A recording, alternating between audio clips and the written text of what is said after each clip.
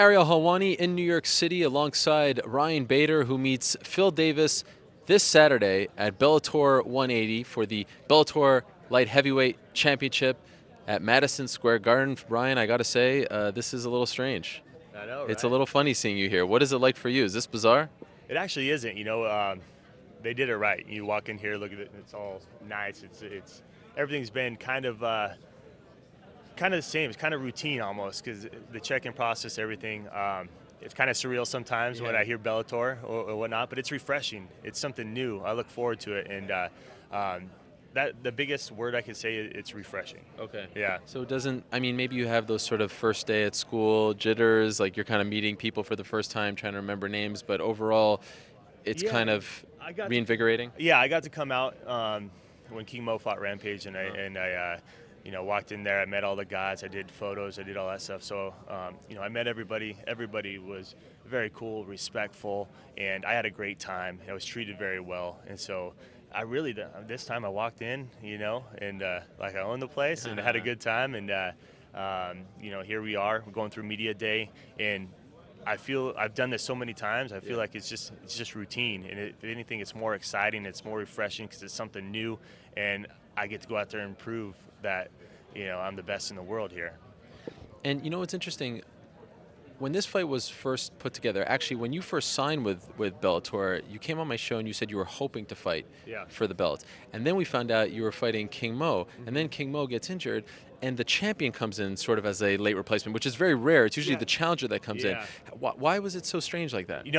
I can't really tell you, because we wanted to fight for the title, and we were kind of expecting to, kind of told yes.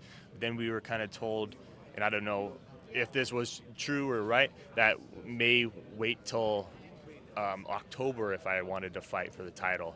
And, this was back in February, March. And so I was like, I want to fight sooner rather than later. Okay. I want to fight give me whoever on the New York card.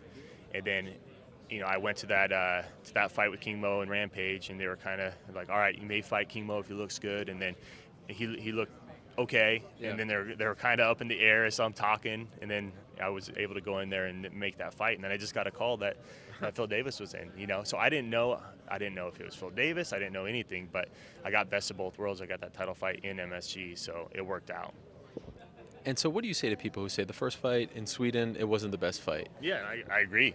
I walked out of there, and I remember walking out, and I was like, well, that wasn't what I expected, and the performance I wanted to put on, even though I got the win, it's one of those that you're kind of like, all right, I got it, I'll look better next time kind of deal, and it was a number of factors. It was a weird time, he's an awkward guy and whatnot, but from that fight, I feel like I've grown so much, and then from my last fight with Nogueira, I feel like I've grown more from right before Nogueira to where I'm at today than the last previous 5 years.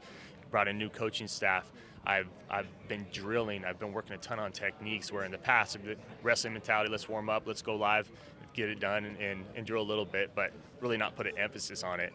And now, coaches are coming to me with notebooks full of keys to victory. This is what we're going to work on. This is what we're going to drill. These are combinations we're going to drill. If he does this, we're doing this. If I do this, expect this, and be pivoting, moving out. So that's one thing that's I've introduced to my training that I haven't in the past, and it's crazy why I haven't done that in the past, but I think I'm just going to be a whole new fighter out there. Well documented that you never got that title shot that you wanted in the UFC, and of course you parted ways now. Is there any part of you that's like, I kind of want to stick it to them, I want to prove to them that they made a mistake, that I'm the best light heavyweight, that if I would have gotten a title shot I would have won, etc., etc.?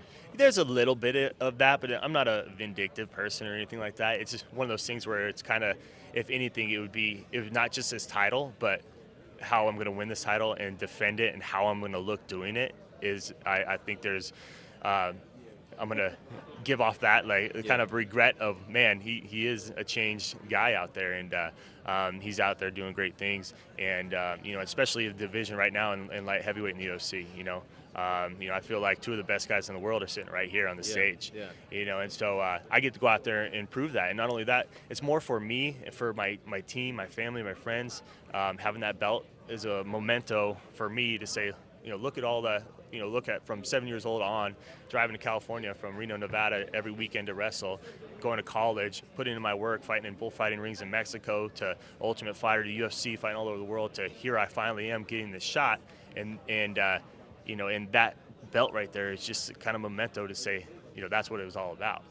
How's the sponsorship game now that you're back? It was good. Better than what you were making with Reebok your last fight? Much better, and you're talking like 2 times, 3 times? Yeah, at least 3 or 4 times. Really? Yeah. So you're back. I'm back. We're back to the heyday of. Does it really feel that way? Yeah, and I think I've talked to you about it before. Is when people say, oh, the sponsorships have dried up, that's not true. We've had relationships with big companies like American Ethanol, like with Cytosport, with Monster Milk, Muscle Milk, big, huge companies that have stuck by us, even when Reebok was there, like at a minimal level. But now they get to, get back on your shorts, the fullest, and represent them to the fullest.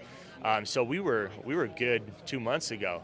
Right when we were ready to go, bam, we were pretty much sold out. Wow. And so for us, I just look at it as a testament to my manager, Dave Martin, and that team. But people are saying it's dried up. Is their managers are calling, back in the day, they see something on somebody's shorts and say, hey, we got this guy fighting on a prelim. All right, $2,000. All right, cool.